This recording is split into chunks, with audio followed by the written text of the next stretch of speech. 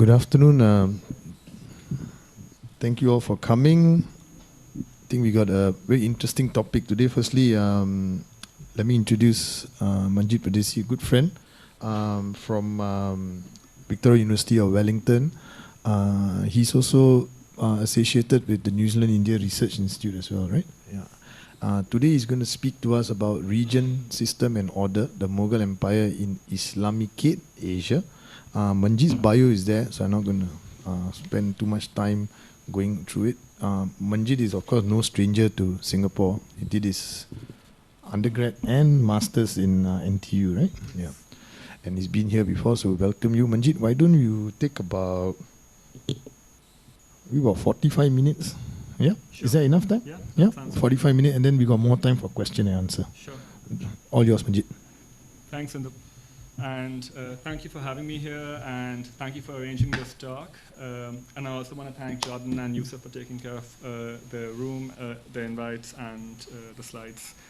It's a pleasure to be here, and it's always a pleasure to be back in Singapore. In many ways, it is in Singapore where I became interested in international relations as an academic discipline, and this is where the foundations of what I know, for better or for worse, were laid. So it's always a pleasure to be back. The title of my paper on the Mughal Empire in Islamicate Asia, I want to preface by actually saying that this is not a work of history. I'm not an historian, I'm an international relations scholar. The case study that I'm analyzing is certainly an historical one. But my aim is to contribute to international relations theorizing through this paper, and that's exactly what I'm going to do. And just a couple of points before I get into the meat of the paper itself. First of all, this is a complex paper, so please bear with me, and I will try to make the case patiently. So I beg your indulgence with that. Secondly, like I said, the case study itself is a historical one, but there's very little research that has actually been done on the foreign relations of the Mughal Empire. If you do a simple Google search, not much, you don't really get many hits. And a lot of this has to do with nationalist historiography as well. Say, for example, the relations between the Mughals and, say, the Bijapur Sultanate in the Deccan is not really considered foreign policy in any Indian books. Likewise, the relations between the Mughals and the Ahoms in Assam is not considered a part of the Mughal foreign policy, although none of these polities were part of the Mughal Empire. Bijapur did become eventually as I will show, but the Ahoms in Assam never did. So what is region, what is system, what is order? They are all very contested terms. The other issue that I've had with the historical literature also is that when they try to decipher how Indian, and when I use the word India in this presentation before 1947, I explicitly mean a region. I'm not referring to any polity, and I'm following tradition in calling that region India, and it's nothing more than that. Like I said, my aim is to contribute to IR theory. I'm not making any generalizations about the Republic of India per se. Also, I would like to note that it's only now, over the past 10 years or so, that international relations as a discipline has begun to look at international systems outside that of Europe. And this trend has largely begun with scholars who study East Asian international relations. David Kang, for example, who looks at the foreign policy and the international system under the Ming and the Qing dynasty in East Asia and comes up with his own theoretical generalizations in international relations. I found this lacking for the Indian context, so that was my motive behind this particular piece. So with that preface, I would like to get into the paper itself.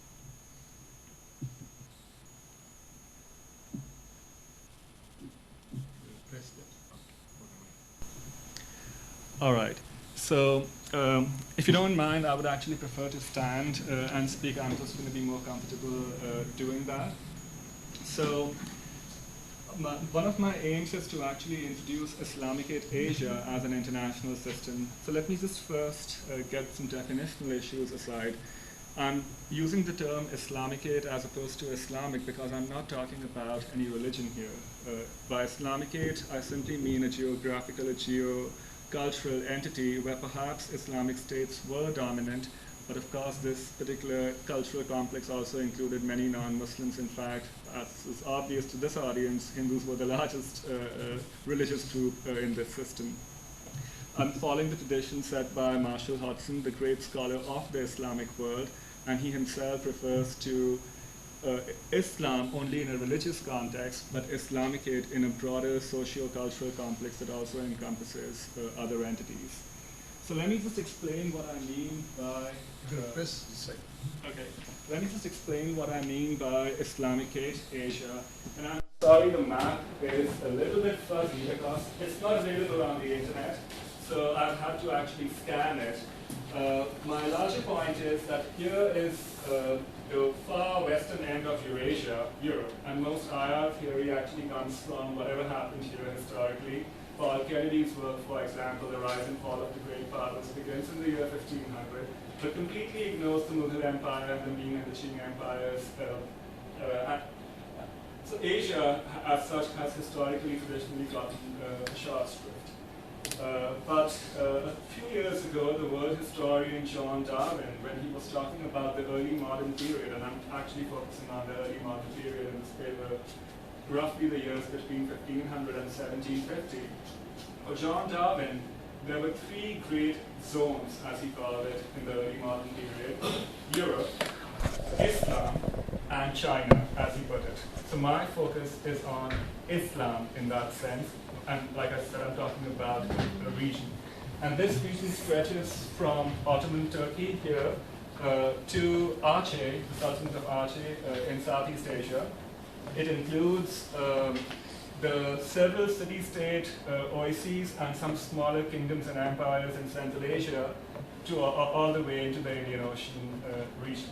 So this region is what I refer to as Islamicate Asia. I also want to mention that this system is a multi-state system. Clearly, the three big, great powers, if you like, of this system were the Ottoman Turks, Ottoman Turkey, Safavid Iran, and Mughal India. But there were a number of other states, large and small. There were some larger states, for example, the Uzbek Empire here, some important polities like Aceh here. But then there are a number of other states in this system. And this particular map shows Turkey, the Ottomans, the Safavids, and the Mughals at their peak. Now, at their peak, clearly the Mughals pretty much controlled all of the subcontinent except for the tip in deep south. But even the Indian subcontinent itself was a multi-state region. And the most important polities that my particular paper will focus on are the 5 Deccan sultanates. So the Mughal Empire in the north, and Berar, Ahmednagar, Bijapur, Golconda, and Bidar in the Deccan. The crucial point here is that the Mughals were Sunni Muslims, whereas the Deccan sultanates were largely Shia, and they had different geocultural orientations in that sense. But in a geopolitical sense, the Mughals eventually, over the course, as my presentation will make here, actually expanded down south, just as Bijapur and Golconda were also expanding down south. And at their very peak, just before the collapse, they reached almost the deep south of the peninsula. So this is the region of my study, and Islamicate Asia is the system of my study. Within Islamicate Asia itself, I'm going to focus on the foreign relations of the Mughal Empire in particular. And here, like I said, I was a little bit dissatisfied that when scholars, to the limited extent that they have tried to understand the historical international relations of the various polities in the Indian subcontinent, have necessarily looked at the geopolitics of the subcontinent itself, not the relationship between the subcontinent and the wider world. And that's exactly what I'm trying to do here. I chose the Mughal Empire also for theoretical reasons. My theoretical reason was it was the largest political entity in this system, both in terms of demography. In terms of demography, clearly, for example, the Mughals had anywhere between 100 and 120 million people in their domains, compared to the Safavid Iranis, for example, who had only 6 to 8 million people. And whereas the Ottoman Turks had about 22 million people within their territories at their peak. So already you can see a huge demographic asymmetry between the three great powers of this system. This is also reflected in their economics. For example, the great Cambridge economic historian Angus Madison's work, he has shown that in the period that I'm looking at, between 1500 and 1750, the global economy to begin with was polycentric. And there were three major regions: Europe, India, and China. And each of these three regions roughly commanded 25% of the global GDP. And as my presentation will make clear, the Mughals dominated this system economically as well. And the Mughals' dominance in many ways was even acknowledged by the Safavids and the Ottomans. So while I do have a case study, which I will talk about, the case study has had to be reconstructed because it does not exist out there. If you were to look at, for example, the historical foreign relations of China, there are any number of books on the foreign policy of the Ming Empire or the Qing Empire and so on. But there's absolutely nothing. There's one book on literally one book on the foreign policy of the Mughals. And like I said, it only concerns Mughal Ottoman and Mughal Safavid relations because clearly the Bijapuris and everybody else, they were India, and therefore those relations could not be foreign policy, which I'm dissatisfied with clearly as an academic.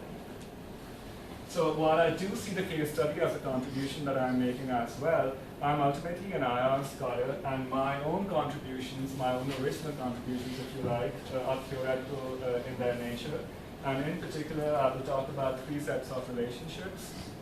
The relationship between hierarchy and conflict. And just to give you some background, there's a general, generic belief, assumption, whether implicit or explicit in many IR theories, that anarchy is the existing order of the international system, because clearly that is how the early modern European system was organized. And by anarchy, they simply mean that all states were equal, so to speak, and there was no sovereign entity above and over the state. And anarchies caused conflict. And when they began studying the Chinese international system in East Asia over the past 10 years or so, hierarchy has become an accepted concept in the organization of international relations.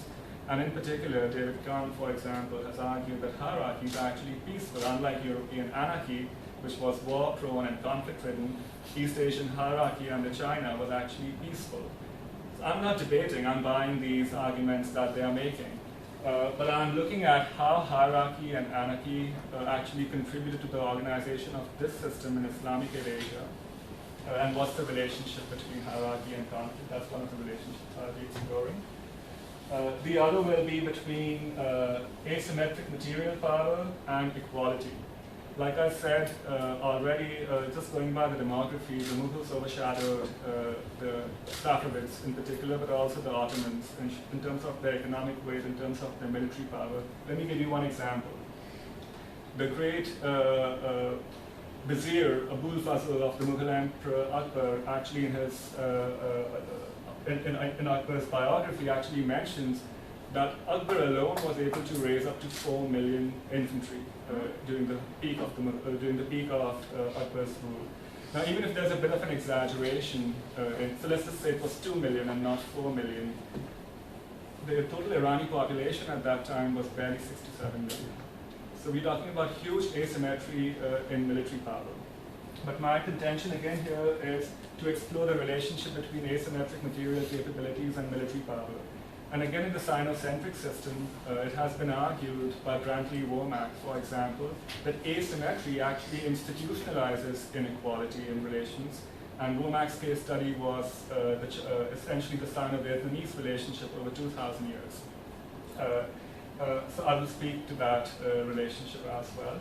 And finally, my third contribution in terms of theory is the relationship between the system's security order as well as its economic order. And I will show that how they are actually interrelated and how the various interconnections between the security and the economic order actually help us explain the longevity of the system itself. So these are the empirical and the theoretical bits. And as far as the implications of my study are concerned, I'm going to mention three in particular in conclusion of my presentation. So I will talk about the implication of my research for the study of world history itself. I'm an IR scholar, like I mentioned. I'm not a historian, but I think my research speaks to world history. The other contribution that I will talk about is the so-called expansion of Europe itself. The Europeans, like I mentioned, there were three systems in early modern Eurasia: Europe, Islamicate Asia, and Sinocentric East Asia. And I'll talk about how the expansion of the European system itself can be understood better if we actually analyze what was going on in Islamicate Asia. Would you, what is a system? I mean, if you could just... I will get to that in just a second. And finally, I will conclude, my presentation will also talk about the implications for the emerging world order. So yes, mine is an academic enterprise, but it does speak to some contemporary issues as well. I will get to your point in just a second. So, organization of international systems and what are international systems all about. And clearly there is a vast literature in our international relations about what is actually an international system. And I want to mention a few, but at least in the context of our research, in the context of what I've been talking about, we first need to have an interaction between the various entities. So what kind of interaction is actually there? And scholars have emphasized three kinds. There can be a linear system. A linear system, state A has relations with state B, B with C, C with D, and so on. But A does not have a relationship with C, nor B with D, and so on, because it's a unidimensional system, so to speak. But that's too basic, and that almost never really exists. So there are two big ones that are left. The first one is a multi-ordinate system. In a multi-ordinate system, all states have relations with everybody else. It's a very dense network of relationships. And my argument is that Islamicate Asia actually was a multi-ordinate system, and all states actually have relations with everybody else. And this is actually distinct from the Sinocentric system, because the Sinocentric system was a radiational system, in which all states have relations with China, but not necessarily with one another. For example, we know absolutely nothing about the diplomatic and the political intercourse between, say, for example, Korea and Vietnam, or Japan and Vietnam. We know that their diplomats met occasionally, but they largely met in the Chinese capital when they were visiting the Chinese emperor. So there are three kinds of systems: linear, multi-ordinate, and radiational. That's one point of what a system is all about. The second part of a system is who are these actors that have these relations with one another? And there are multiple actors, like I said, in this system, and these actors are not necessarily like units. They are unlike units. There were some city-states, like I said, in Central Asia, but there were some huge empires like the Mughal Empire. But there were also the European company polities, the British and the Dutch company polities that were active in the Indian Ocean. So there were these multiple states, and these multiple states, within quotes, had various kinds of interactions with one another: military, economic, as well as cultural. Again, to recap, the two dimensions of the system that I have discussed so far, the pattern of relations, as well as the units that are actually interacting and what kind of interactions do they actually have. And then the next question becomes, how are they organized? In the European system, it was very clear, anarchic, because all states are equal, so to speak, at least in theory, so there's nobody above the state.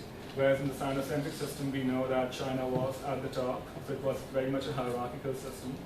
And I will speak to how this particular system had elements of both.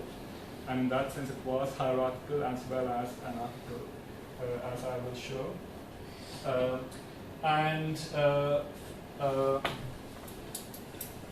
So that is basically how systems are organized. One final point that I do want to mention in terms of theorizing about systems. From European IR theories, it is simply assumed that it was such a highly competitive system that if a new innovation appeared somewhere, it could immediately be copied everywhere else within the system. So theorizing about such a system does not give precedence to the state that actually began this innovation. So, for example, if there's a new state-making policy in terms of the way you politically or economically or militarily organize your territory, this innovation actually enhances your power because others are emulating you. And I treat that emulation as a structural attribute of the system itself. So that, in a nutshell, is what systems are all about and what systems do. Like I said, I will be looking at the system stretching from Istanbul to Aceh, and this, I argue, was a full international system because they had military, economic, and cultural interactions with one another. There were three great powers of this system, and I'm using the great power terminology loosely. In my paper itself, I'm actually using the language of a universal empire, and great powers perhaps make more sense in the European context because of their particular history, whereas these three empires in particular were very clear that they ruled the known world, at least in their ideological aspirations. They did not have boundaries, so to speak, in an ideological sense, but in a practical sense, they very well knew where their boundary ended and where the next one actually began. As we will see, the Mughals and the Safavids fought over territory in what today is contemporary Afghanistan over the course of 200 years, and land boundaries actually were fluctuating. So they very much knew that they did not in fact rule the known world, even though they had universal aspirations. But the ideological bit was very important because, say for example, the Ottomans by this point in time actually controlled Mecca and Medina, Islam's holiest cities. So the Ottomans claimed precedence for themselves in the system. Whereas the Safavids called themselves the keepers, if you like, of Persian and Shia cultural and political traditions. So they thought of themselves in universal terms.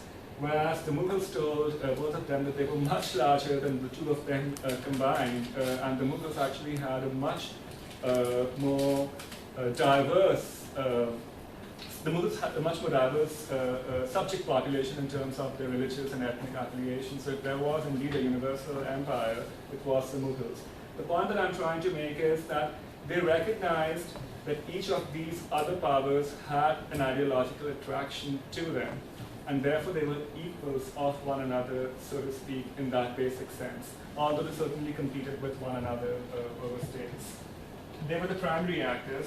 They recognized equality among themselves, but not with the other actors in the international system. There were a bunch of secondary states in the international system.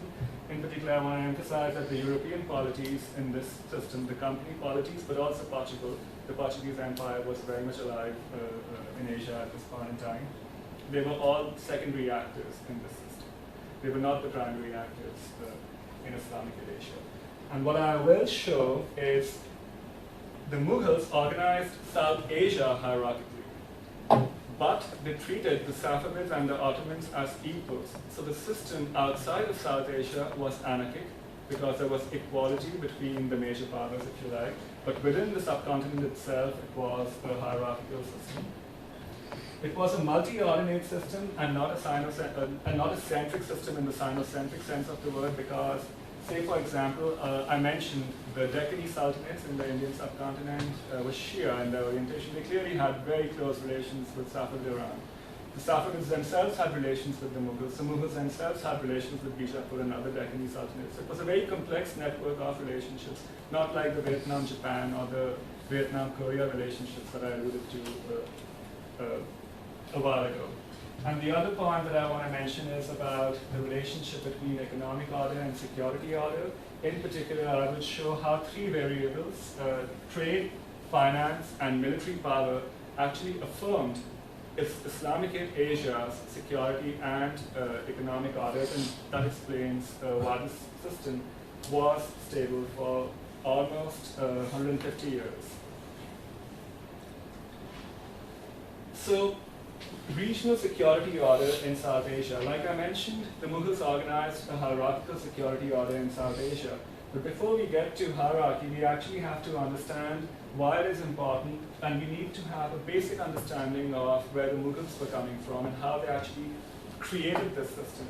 So one of the arguments I'm making in this paper is that today we use the term South Asia as a given. We don't question it.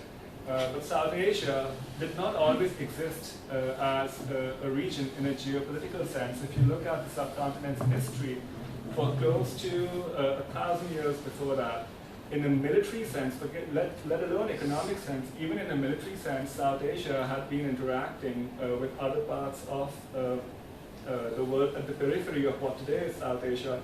We know of,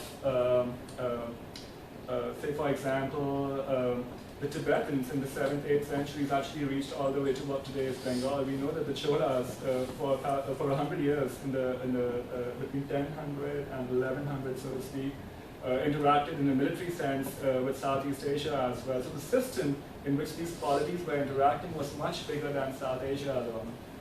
Whereas the Mughals also were from this larger system, but they created a distinct geopolitical entity that we call South Asia today. So the founder was Babur, who was a Turkic-speaking Sunni Muslim, and he was a descendant of both Tamerlane and Genghis Khan. And by the time the Mughals came to the subcontinent, there were three ideas of the political space that the Mughals wanted to occupy. And the various historians writing both in the Mughal court and outside allude to these three regions. So the first idea of the region that the Mughals wanted to dominate comes from the Arabic term al-Hind, which Abul Fazl I mentioned a while ago, uses in its Persianate form as Hindustan. And this Hindustan was that of classical antiquity, which basically included regions that we today refer to as both South and Southeast Asia. The second region that the Mughals wanted to dominate was what we call Hindustan in a generic sense, which basically means India. But even this Hindustan actually had very ambiguous spatial contours. At times it was used only to refer to the Indo-Gangetic plains. At other times the Deccan states were sometimes included. But the Mughals, in terms of the political space they wanted to occupy, also wanted to go back and incorporate their Central Asian ancestral homeland into their South Asian empire, which they were never able to do. So the Mughals were a South Asian empire, very much so, because as much as they desired to bring back their homeland into this ancestral homeland into this empire, they were unable to do so. In fact, there was only one campaign that the Mughals, over the 200-year period I'm looking at, undertook to go to Central Asia and try to incorporate Fergana Valley, but this campaign actually ended in a failure, and they gave up. So never before, never after. This happened in the 1640s. Likewise, where Southeast Asia was certainly included in Abul Fazl's version of Hindustan. In fact, in Abul Fazl's work, he specifically mentions Malacca, Sri Lanka, Aceh, and many islands, by which he clearly means, according to most historians, the islands of Southeast Asia, as a part of Hindustan, because Abul Fazl is very clear that the sea cannot demarcate Hindustan's spatial limits. But we know that the Mughals, when it comes to mainland Southeast Asia, did not go beyond the Bengal-Burma borderlands, and likewise they had no navy. So they certainly did not politically or even rhetorically control any of the Southeast Asian Muslim polities. They were very much a South Asian entity. And I will also show that just because they did not have navy did not mean that they were the weaker entity in this relationship, unlike contemporary historiography, which reads European dominance in this period already, which I'm going to argue did not really exist. And that South Asia was created by force by the Mughals, even in the absence of common identities. Clearly the Deccan Sultanates were Shia, and they had affiliations with Iran, not with the Sunni Mughals then on. So that's a brief overview of Mughal history, if you like. But in terms of looking at these things from an IR theoretical lens, what I want to argue is that the Mughals organized South Asia hierarchically through the use of force and through the threat of use of force. This was not created peacefully, so to speak. And again, I'm consciously comparing it with David Kahn's Sinocentric system, where he argues that a powerful China meant peace in East Asia. Let's see how the Mughals actually were able to do so. The first thing is that the Mughals controlled all the routes, trade routes that brought in cavalry from what today are Central Asia and Iran into the Mughal domains as well. And the Mughal military power was built on cavalry power in particular. And the Mughals made a very interesting innovation. They began to pay their cavalry and all their troops actually under central administration in cash. And this was a major revolution in subcontinental affairs because soldiers were always paid by the rent they could collect from the lands. But the Mughals monetized such transactions. And this monetization is very important because the Mughals used silver in particular to do so, to mint their currency. And South Asia has no natural deposits of silver, so the silver actually had to be brought in. And I'm already bringing in the interconnections between security and economic orders, so to speak. The Mughals were the largest economy of the system and the largest exporting power as well.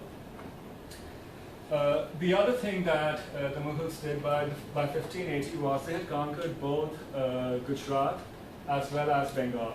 And by doing so, they controlled all of the Indo-Gangetic plains.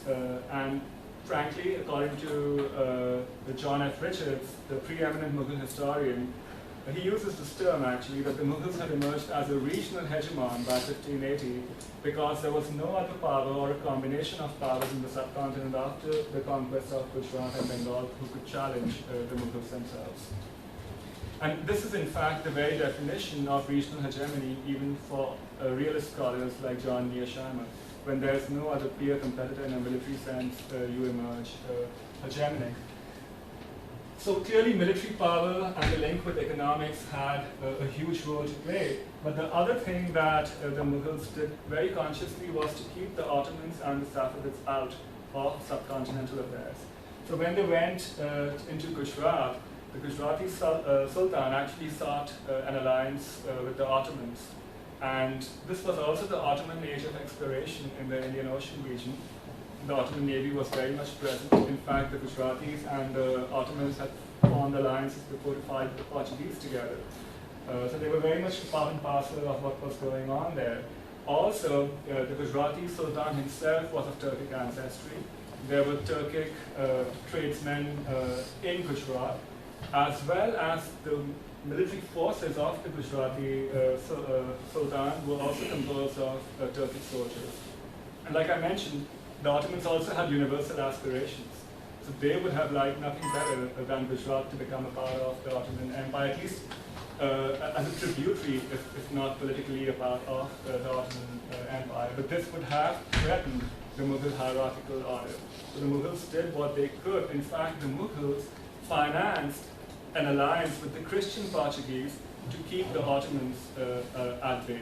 And that's what I mean by this system being an early modern system, because they are using religion instrumentally for their power political aspirations.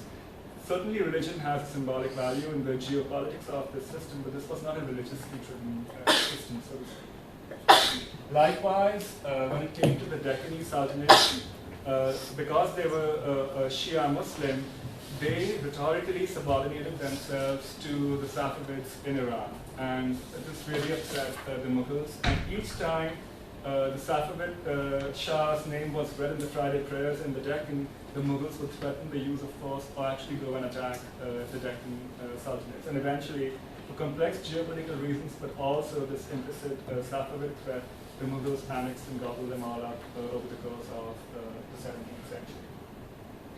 So what did Mughal hierarchy actually look like in practice? And in practice, the Mughals wanted the subordinate states to pay some sort of a tribute.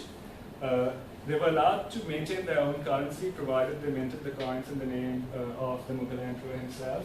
And likewise, in their Friday prayers, they were supposed to refer to the Mughals as their overlords and not mention the name of the local king per se. And if they did all of this, the Mughals were very happy with leaving the Deccani Sultanates alone. Only when they tried to build relations with the Ottomans or the Safavids did they actually go in with their military might and try to destroy them.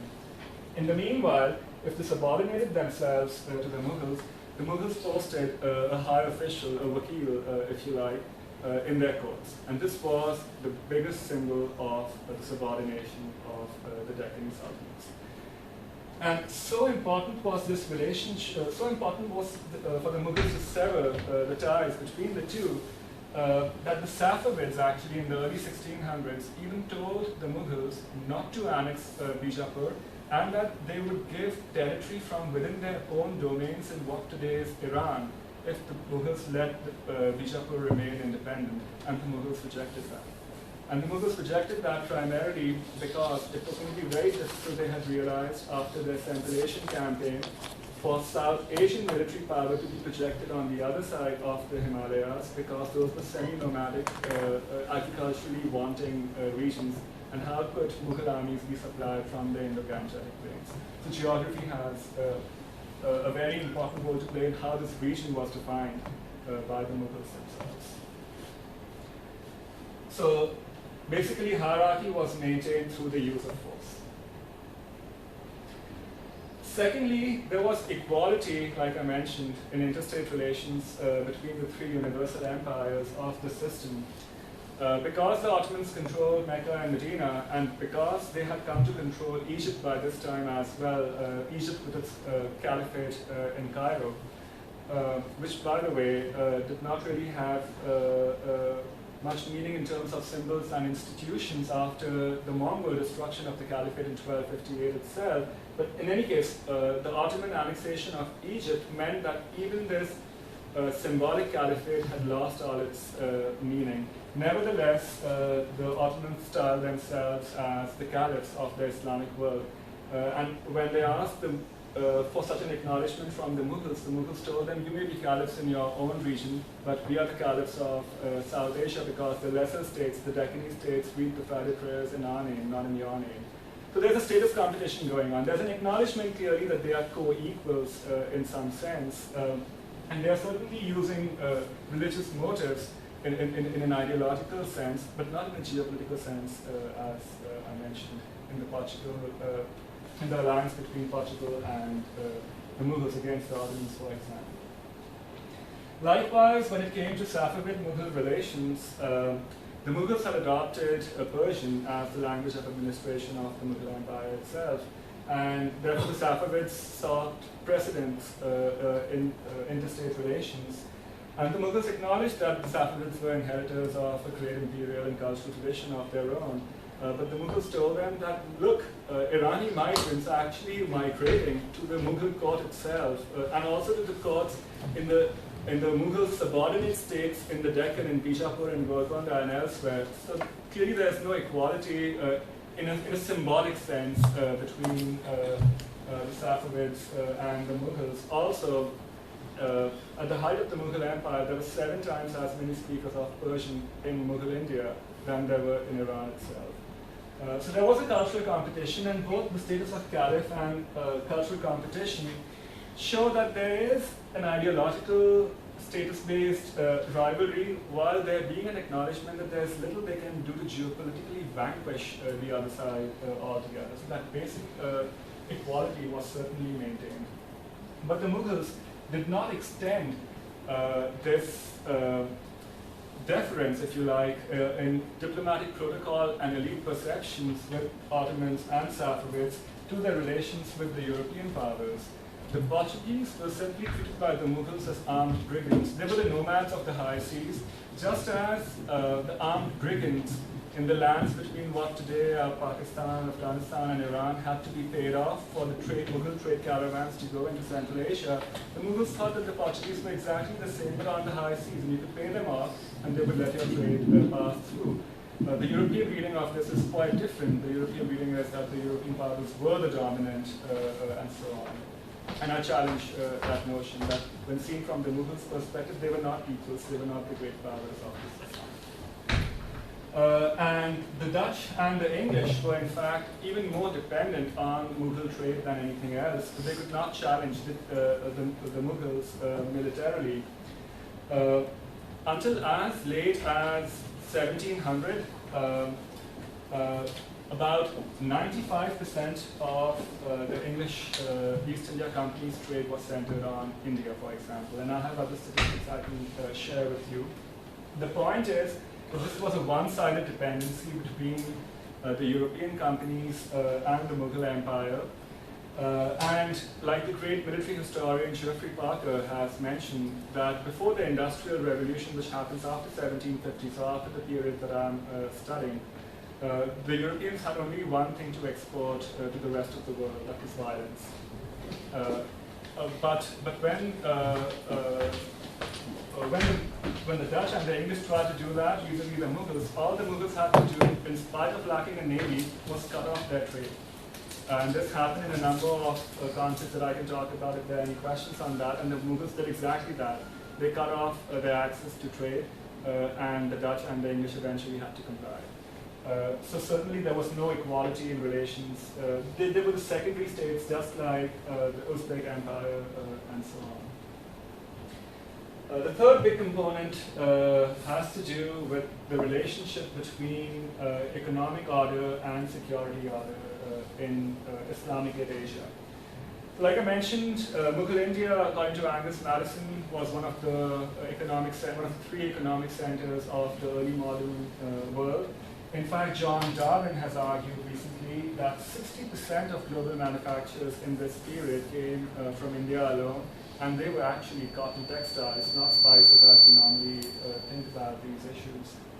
And with the sole exception of war horses, which the Mughals had to import from Central Asia, the Mughals depended on nothing from the outside world. It was just a luxury to buy things from the outside world. In other words, the trade relationship was extremely asymmetric, and whether it was the Ottomans, the Safavids, or the European companies, they actually had to pay hard currency to buy Mughal products. And this hard currency, like I said, silver, was very important because it helped the monetization of the Mughal economy itself, and the Mughals could pay their troops through that. So there's a relationship. So the regional security order in South Asia, which is maintained through cavalry and cash-paid troops, is intrinsically linked with the fact that they were the largest exporting economy, who had a huge structural trade surplus with the outside world. And again, John Richard has called the Mughals the ultimate sink of the metals that were mined in the New World by the European powers to pay for Mughal imports. That and the fact that it was essentially the Mughal trading diasporas that dominated the economic system in the Islamic world itself. So up to 35,000, say for example, 35,000 merchant moneylenders from Mughal Punjab were present along the overland routes in Central Asia and in Iran. Some lived there for as long as 30 to 40 years at a time. So they were there in other parts of the world on a semi-permanent basis.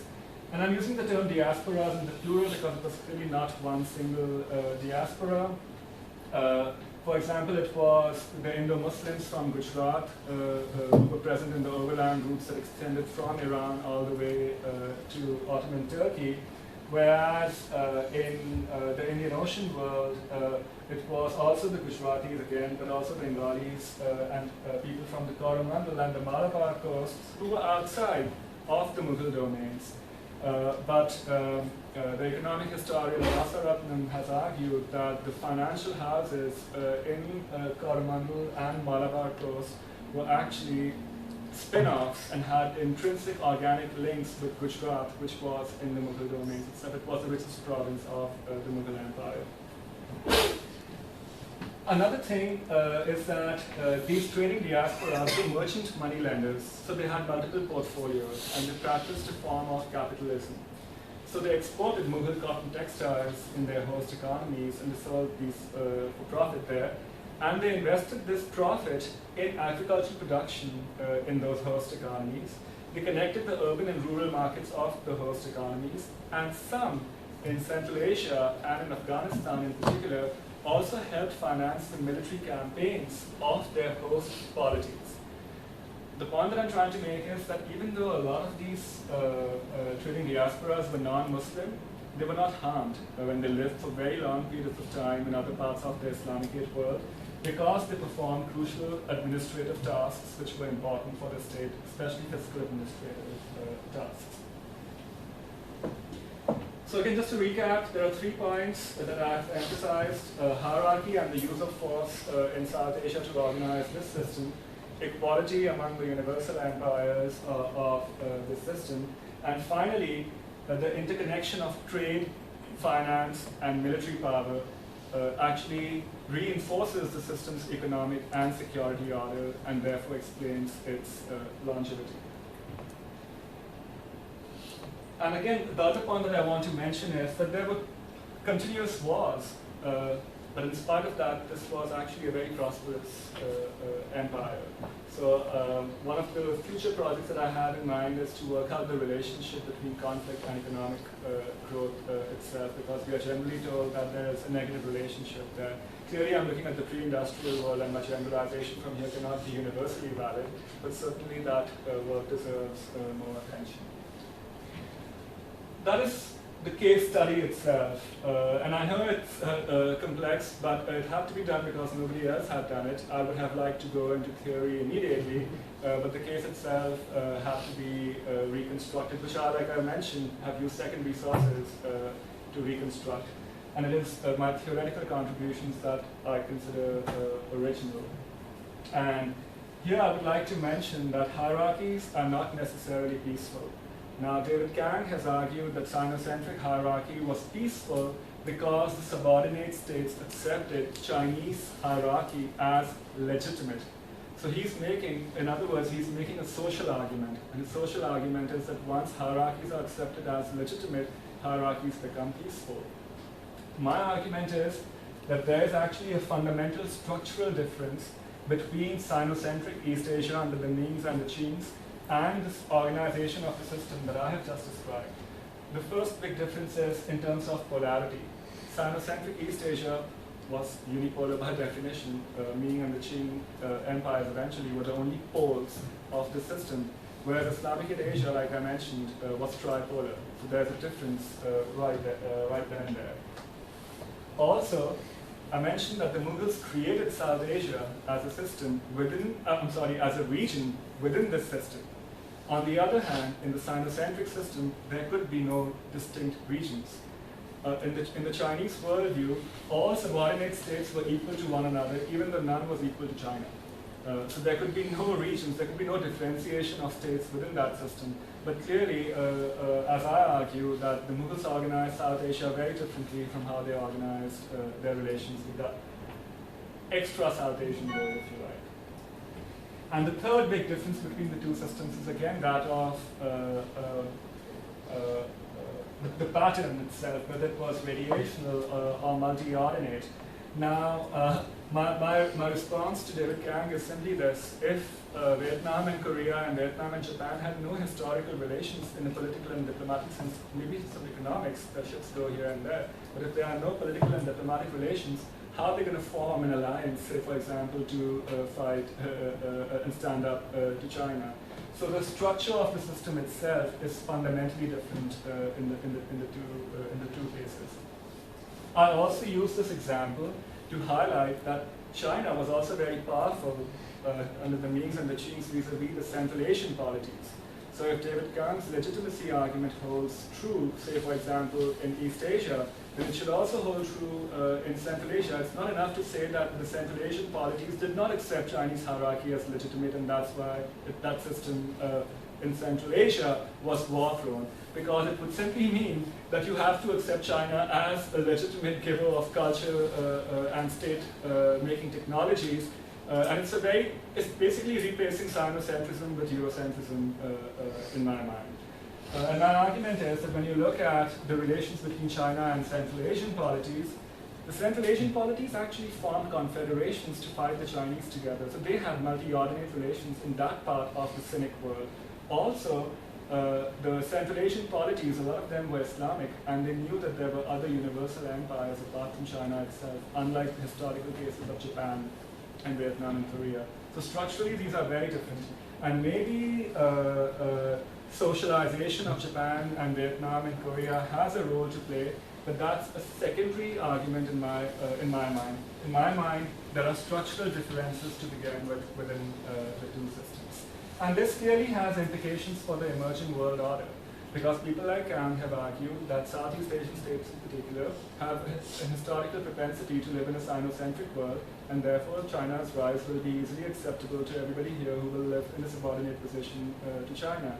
This, to my mind, drawing such a comparison with the past and present is problematic, because East Asia today is not unipolar. At the very least, it's bipolar because the United States is present. It could even be multipolar by some scholars' accounts. For example, if Japan normalizes, it's going to be tripolar. If India becomes a player in Southeast Asia, it will become multipolar and so on. But at the very least, it's not unipolar. We know it's bipolar. So China's legitimacy is not going to be acceptable that easily. Secondly, all states in Southeast Asia and East Asia have multi-ordinate relations. They don't have a radiational pattern of relations anymore. They don't have relations only with China. They have relations with everybody else, most importantly with the United States. So even though China may rise and become the largest economy and whatnot, it's not going to be the historic pattern under the Mings and the Qings. The other argument has to do with equality and asymmetry. Now again, in the Sino-centric system, it's been argued that so asymmetric was the relationship historically between China and Vietnam that Vietnam accepted its subordinate position, and China acknowledged Vietnam as a subordinate and promised not to interfere in Vietnam's internal affairs. And while all of that may be true, my only contention here is that state-making policies in this system actually came from China. All the polities of the East Asian Sinic system, Annam, Korea, and Japan, actually consciously copied China's model of state building. And very much so, and they acknowledged it as well. So that all the innovations, if you like, in this system as to how to build states, there's only one source, which is China. Whereas in Islamicate Asia, I spoke about the merchant moneylenders of the Mughal Empire, the political-economic portfolio capitalism, if you like. Now this idea was actually consciously copied by the Mughals from the Iranis. So the Mughals, because a lot of these administrators were themselves migrants from Persia itself. So the direction of flow of influence is not just outwards from the Mughals, it's also into the Mughal Empire. So the Mughals acknowledge them as equal. They quibble over status and over small little things, who has more Persian speakers and so on and so forth. But there's a very real acknowledgement that they are equals to be contended with. Likewise, when it comes to firearm technologies, for example, and the gunpowder weapons were making their debut in the subcontinent and in the Islamicate world, more generally speaking, the Mughals learned the use of firearms from the Turks. So again, a state-making technology comes from outside, and so the flow is not unidirectional. In fact, the Mughals called their firearm specialist Rumi Khan, which literally meant Turkish Khan, because so important was learning about these technologies from Turkey itself. And again, so maybe China is going to become the largest economy in the contemporary world, but my contention is that a Sino-centric world is not upon us. Because even though China may have a structural trade surplus, etc., vis-a-vis other powers in the system, state-making ideas are not coming from China alone in today's world. In fact, China itself is looking at other powers. For example, all of China's cyber espionage in the vis-a-vis the US is about getting military technologies from the United States. Likewise, China actually wants to copy the political economic model of Singapore, for example. So China itself is looking towards other states in terms of state building. So a Sino-centric world is clearly not upon us, and I'm particularly pleased with this bit of my research because centrality is very much a structural concept, but neorealism, for example, doesn't even talk about it. And you have to actually talk about, sort of in our work itself, I look at network theory to talk about this pattern of relationships and what network power and structural power actually means. And my third contribution is about the relationship between economic order and security order. And my basic point here is that there were three systems, right, like I mentioned in the beginning, in the early modern period. Europe, Islamicate world, and China. The economic order was very different from both of these worlds. For example, scholars in the European context have argued that it was the naval power of the leading European powers, beginning with Portugal, that maintained the economic order in the world and in Europe in particular. In the Chinese case, it is argued that it's the tributary system that maintained the economic order. My argument is that in the Islamicate world, the economic order was organized very differently. And it was largely due to the fact that the Mughals were the largest exporting power and that the Mughal diasporas dominated this system. Very importantly, the Mughal diaspora dominated this system on the overland routes, even in the context of the presence of European maritime powers. And I have a bunch of statistics in the paper, but I'll just give you one.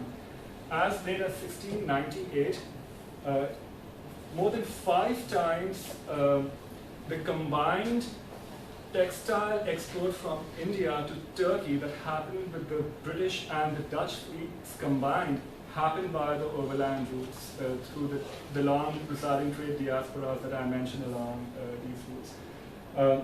And again, my point is that the Europeans were not equals of the leading powers of the Islamicate world in this period because the Europeans had nothing to export in terms of products, which had to wait until the Industrial Revolution in Europe itself. And again, this has significance for the contemporary world because even if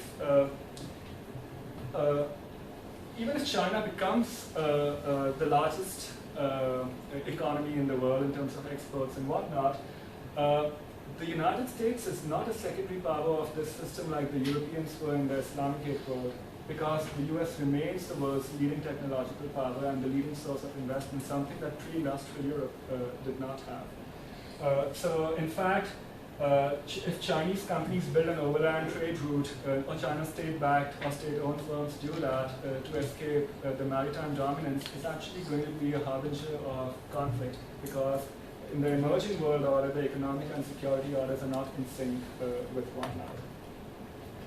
So those are my 3 big theoretical conclusions, which actually have implications for the emerging world order. But I do want to conclude my paper with some very broad generalizations. So far, and a number of scholars have done this, scholars who study Islamic thought, say for example, Anthony Black. We've been told by such scholars that Islam has no conception of international relations because it's essentially the world of jihad versus, the world of Islam versus the world of non-believers, in which there is a case of, in which there is a state of permanent war mixed with temporary peace between these two worlds. Now, I'm not a scholar of Islamic thought, and I make no claims into assessing the intrinsic argument in Anthony Black's statement. All I want to argue is that at least in the period that I'm looking at, where all the leading states were Muslim-led, they work very much like what we think the modern international system works like. So there's nothing in this system which says that the world is organized in this sense. Islam, within quotes, very much knows and has had an historical experience of conducting international relations the way we understand it today. The second point that I want to mention is about the expansion of Europe itself. After 1750, Europe expanded, we know, and gobbled up the entire world. And the whole world became one international system as opposed to the multiple ones that existed in this period. And so far, this expansion has been understood through 2 modes. The first one is, of course, colonialism, and the second one is the so-called standard of civilization argument, which is mostly used with the Ottomans, but also China and Japan. And be that as it may, I think we need to bring material power back in to looking at things, because clearly colonialism is about legal institutionalism, and the standard of civilization is very much a constructivist cultural argument. My contention is that we need to look at the interaction of trade, finance, and military power to see how Europe expanded. It is implicitly assumed that European expansion affected the rest of the world, but not Europe itself. But if you bring in this interaction, it's very interesting. And I came across a study of this Cambridge historian, economic historian, I forget his first name right now, but his last name is Esteban, and he argues that during the French Napoleonic Wars, if the British hadn't controlled Bengal and used the revenue from Bengal, they would have not been able to subsidize the alliances they created in Europe to fight Napoleon himself. So my point is that Europe's expansion outside the European world actually affects the geopolitics of Europe itself. And this is a two-way process that needs to be understood well, and we can do that only if we bring material power back. And at the very least, it deserves more attention. We know a couple of books have been published recently that look at India's contribution in the First and Second World Wars. It actually goes back all the way to the Napoleonic Wars. The British actually took troops from the Madras army to Egypt to fight Napoleon. So we need to, the sync between economic and security orders that I spoke about in the Mughal case cannot in fact be used to understand the expansion of Europe itself, is what I'm contending. And finally, what I want to also argue is that the British, in fact, consciously copied the Mughal policy of posting a wakil in the subordinate states court and translated this strategy in the diplomatic language of the West as British paramountcy over South Asia's princely states. And also the British, like the Mughals before them, who kept the Ottomans and the Safavids out of South Asia, tried to keep the Russians and the French out of South Asia. So in as much as the Republic of India is trying to emerge as the dominant power and does not like extra regional powers, as Mughal calls it, to interfere in South Asian affairs, this tradition, in fact, is not British, it's actually Mughal. Thank you. Thank you, Manjeet.